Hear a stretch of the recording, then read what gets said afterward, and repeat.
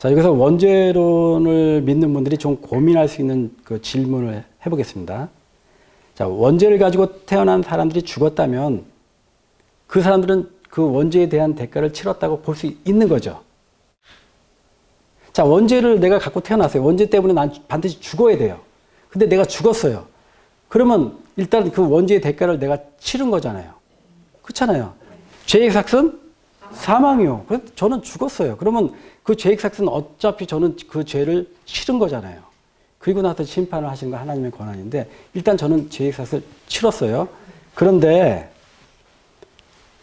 만약에 사람 중에 죽었다가 부활한 사람이 있으면 어떻게 될까요? 성경에는 죽었다가 살아난 사람들이 몇 사람 있어요? 잘 아시는 엘리야가 살린 사르밧가부의 아들, 그 다음에 엘리사가 살린 수넴 여인의 아들, 예수님께서 살리신 야이로의 12살 난 딸, 그 다음에 나인성 가부의 청년 아들, 그 다음에 예수님의 친구 나사로, 베드로가 살린 다비다, 그 다음에 바울이 살린 청년 유두고가 있습니다. 이렇게 7사람이 있는데 성경은 이렇게 죽었다 난 사람들을 뭐라고 말씀하시냐면 히브리서 11장에 여자들은 자기의 죽은 자를 부활로 받기도 하며 또 어떤 이들은 더 좋은 부활을 얻고자 하여 악형을 받되 구차히 면하지 아니하였으며 라고 해서 이 죽었다 살아난 그들을 부활이라고 얘기합니다. 당연하죠. 죽었다 살아났으니까 부활이라고 하죠. 그죠? 여기서 여러분 한 가지 제가 질문을 드릴게요. 자, 선지자들과 사도들께서 살리신 그 죽었다 살아난 사람들은 우리가 그냥 깊이 얘기하지 말고 그렇다 치고 예수님께서 살리신 나사로가 거듭났습니까? 아니면 거듭나지 않았습니까? 확실해요? 네. 정말? 네. 왜 확실해요? 친구. 예? 예수님의 친구. 당연하죠. 예수님의 친구라고 나의 친구 나사로 그랬는데 우리가 감히 거기다가 예수님이 나사로는 거듭나지 않은 것 같습니다 이렇게 얘기할 수가 없죠. 그죠? 그리고 근데 그 나사로가 죽어서 육신이 썩었잖아요. 썩은 냄새가 났는데 그 육신이 예수님께서 나사로야 나오너라 할 때 육신이 새 육신을 입었죠. 그리고 생명이 죽어있던 생명이 새 생명을 받았단 말이에요. 이건 놀라운 일이에요, 이거는. 자, 사두개인들이 봤을 때 이거는 있을 수 없는 일이죠. 그죠? 자, 그런데 이 나사로가 그렇다면은 원죄를 갖고 부활했을까요?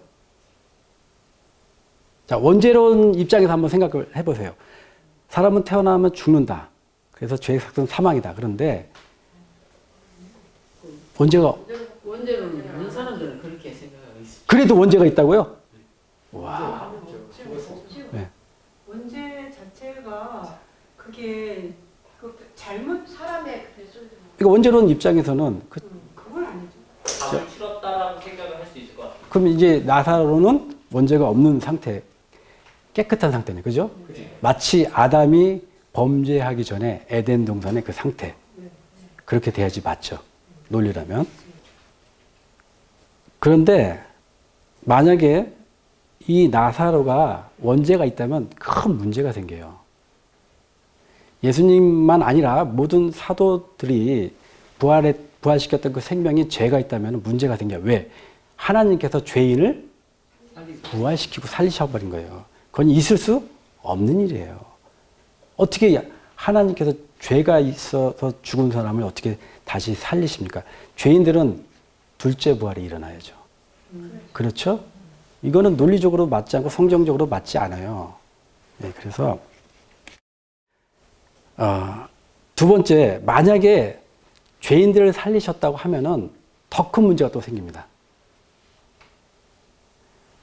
구원받지 못한 사람이 죽었다고 생각하고 만약에 부모들이나 친지들의 간절한 소망으로 기도를 하면은 이 죽었던 사람들도 부활을 할 수가 있는 거예요. 이게 뭐예요? 연옥설이에요. 연옥설. 연옥. 지옥에 갈 만큼 죄도 아니고 천국에 갈 만큼 믿음도 없고 그런 사람들이 어디 있어요? 중간에 연옥이 있어요. 그 연옥에 있는 영혼들은 부모나 친지들이나 주위에 있는 사람들이 열심히 죽어 있는 사람들을 위해서 기도하면은 그 사람들의 죄가 씻어져서 어디로 가요? 천국에 갈 수 있다. 죽은 자들을 위한 기도가 여기서 나오는 거예요.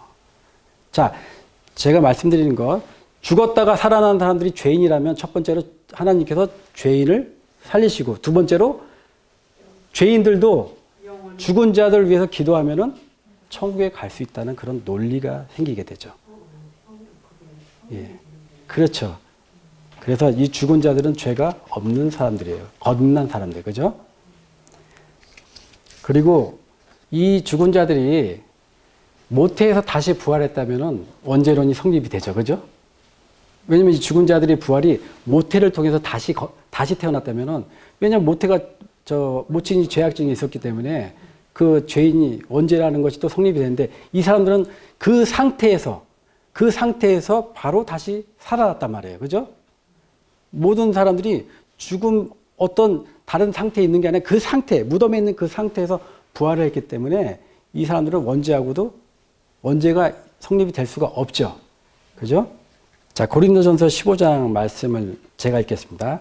기록된 바 첫사람 아담은 산 영이 되었다 한과 같이 마지막 아담은 살려주는 영이 되었나니, 그러나 먼저는 신령한 자가 아니요 육 있는 자요 그 다음에 신령한 자니라. 첫사람은 땅에서 났으니 흙에 속한 자이거니와 둘째 사람은 하늘에서 나셨느니라.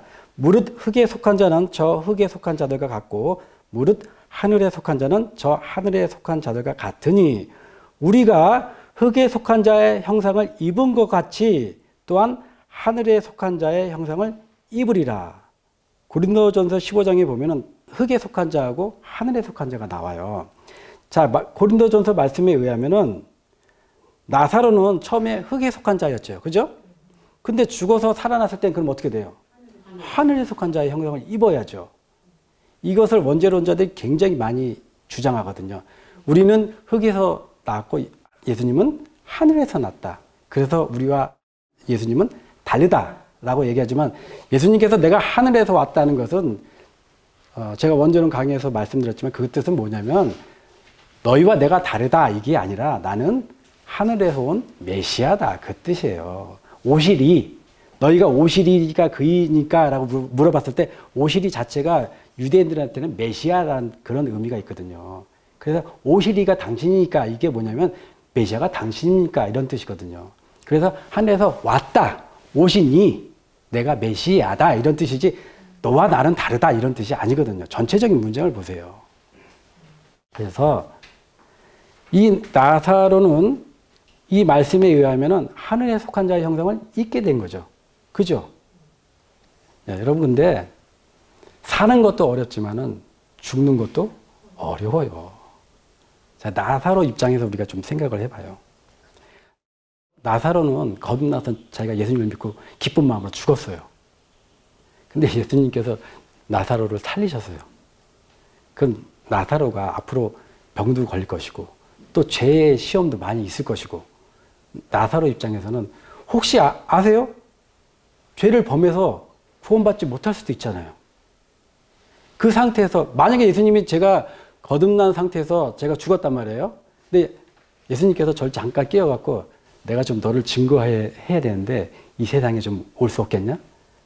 제가 갈까요? 아이고 예수님 그런 말씀하시라고. 저는 이제 제가 예수님 믿고 이렇게 산 것도 정말 험악하게 살았는데 제발 저는 하지 마시고 저 딴 사람 좀 이렇게 딴 사람. 제가 믿음이 약합니다. 믿음이 약해서 겨우 구원받고 왔는데 좀 다른 사람 저 모세나 다른 사람 좀 하면 안 되겠습니까? 이렇게 하겠죠. 예. 이 죽는 것도 사실 어려워요. 죽음을 우리가 살면서 믿음을 지킨다는 게 얼마나 어렵겠습니까? 근데 나사로를 일으키셨단 말이에요. 그럼 나사로가 만약에 거듭난 상태에서 부활해갖고 그 인생을 산다면은 얼마나 우리가 보기에도 어렵겠습니까? 그래서 그들이 구원받지 못하고 죽었다면은 또 이런 문제가 있어요.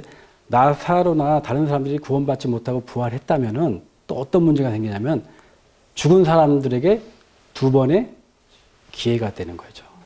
그렇죠? 구원받지 못하고 죽었는데 부활시켰단 말이에요. 그러면 이 인생에게 하나님께서 두 번의 기회를 주는 거예요. 그러니까 이것도 맞지가 않죠. 하나님 앞에 가면 제가 그럴 거예요. 하나님, 나도 두 번의 인생을 주셔야지. 왜 저 7 사람들한테만 두 번의 기회를 주냐. 나도 두 번의 기회를 내가 부활했다면은 나도 좀 더 잘 살지 않았겠느냐. 라고 하나님께 제가 항변을 할 수가 있죠.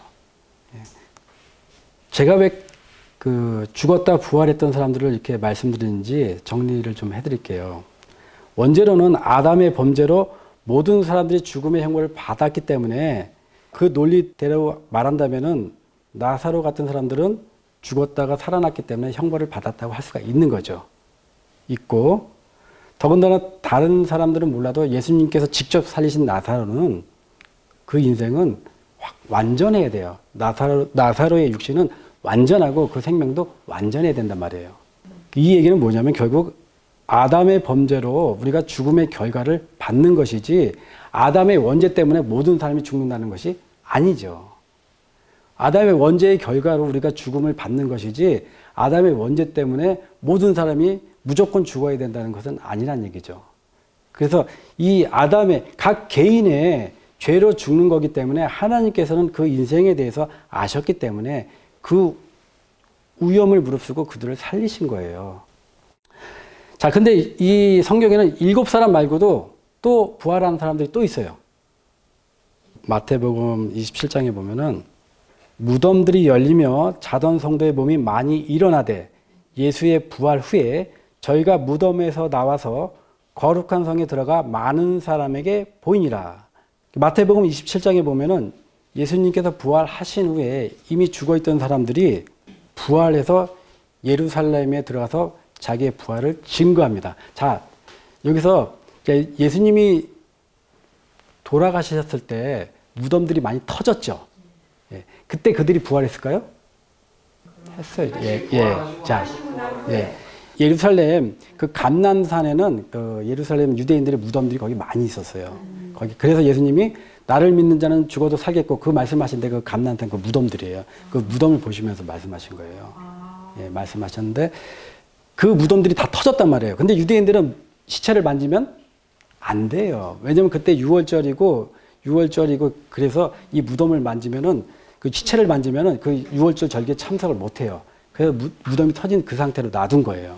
놔뒀고 그들은 언제 부활했어요? 예수님께서 부활하시고 첫 열매잖아요. 그리고 나서 그들이 부활한 거죠. 자, 이들이 일어났죠. 누가 일어난지는 저도 잘 모르겠어요. 이름이 안 나와요. 많이 돼 있어요. 예, 많은 사람들이. 근데 유대인들은 이 사람들이 누군지 알겠죠. 예, 어쨌든 알 거 아니에요. 믿음의 선진들이니까. 근데 이들이 어디 갔어요? 자기를 증거했겠죠. 근데 이들이 어디 간지는 나와 있지 않잖아요. 어디 갔을 거예요? 예수님 부활하실 때. 네, 나중에 이 사람들이 예수님이 증거를 해야 되니까. 예, 하시고 예수님이 40일 후에 부활하시고 승천하실 때 같이 올라갔다. 그렇죠. 같이 가셔야죠. 왜 그러냐면은 자, 이게 성경은 돼 있지 않아요. 근데 왜 그러냐면 예수님께서 혼자 부활하셔도 달랑 혼자 가시면은 의미가 없어요. 예수님께 부활하셔서 예수님의 생명력으로 주신 그 죽은 자들을 부활시킨 것을 하늘에서도 봐야 되거든요. 예수님의 죽음이 완전했다. 다 이루었다는 것을 이 땅에서 다 이루어졌다는 것을 하늘에서도 봐야 되거든요. 그래서 천사들이 이 땅에 예수님께서 인자로 오셨지만 올라갈 때 예수님을 보고 뭐라고 하셨어요? 여호와. 우리 같은 인성을 입고 육신이 되셨지만 천사들이 봤을 때는 그분이 여호와예요. 예. 예. 그래서 이 죽은 자를 같이 가서 부활의 증거를 보였어요. 자, 그럼 나사로는 같이 갔을까요? 아니요. 나사로는 어떻게 됐어요? 그때는 나사로 살아있었죠. 살아있었죠. 예수님 돌아가실 때까지 살아있었죠. 그렇죠. 같이 갔다라고는 성경에 네. 나오는 적. 네, 나사로는 그냥 살아있었어요. 왜냐면 예수님 십자가에 부활하시기 전에 살았잖아요. 살았잖아요. 예, 그래서 나사로는 그냥 이 땅에서 생을 마감할 수밖에 없었어요. 예, 근데 나사로 입장에서는 같이 가고 싶었겠죠. 주님, 저도 부활했는데 저도 좀 같이 가면 안 될까요? 근데 그 이유가 있어요. 나중에 제가 좀 말씀드릴게요.